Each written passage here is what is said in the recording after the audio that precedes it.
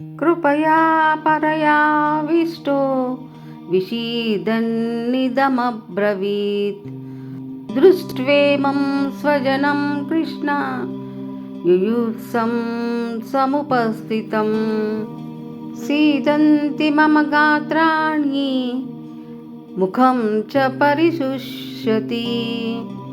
वेपद्दुश्च शरीरे मे रोमहर्षश्च जायते।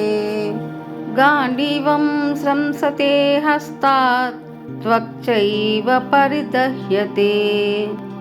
न च शक्नोम्यवस्थातुं भ्रमतीव च मे मनः। निमित्तानि च पश्यामि विपरीतानि केशव। न च श्रेयोनुपश्यामि హత్వా స్వజనమాహవే. నా శరీరమంతా వణుకుచున్నది, నా వెంట్రుకలు నిక్కబొడుచుకుంటున్నాయి, నా విల్లు గాంధీవం చేజారిపోతున్నది మరియు నా చర్మమంతా మండిపోతున్నది. నా మనస్సు ఏమీ తోచని స్థితిలో అయోమయంగా తిరుగుతున్నది.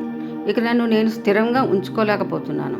ఓ కృష్ణ, కేసి రాక్షసుడను సంహరించిన వాడా, అంతటా అశుభ శకునములే కనపడుతున్నాయి. ఈ యుద్ధంలో సొంత బంధువులనే చంపుకోవడం వలన మంచి ఎలా కలుగుతుందో నేను చూడలేకపోతున్నాను. యుద్ధ పరిణామాల గురించి ఆలోచించేసరికి అర్జునుడు కలత చెంది శోకానికి గురయ్యాడు. ఏ వింటి శబ్దానికి బలమైన శత్రువులే భీతి చెందారో అదే గాంధీవం అతని చేజారిపోతున్నది. యుద్ధం చేయటం పాపము అన్న ఆలోచనతో అతని తల తిరుగుతున్నది.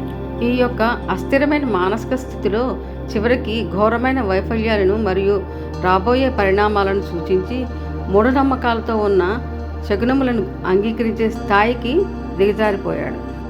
జై శ్రీకృష్ణ. Please subscribe.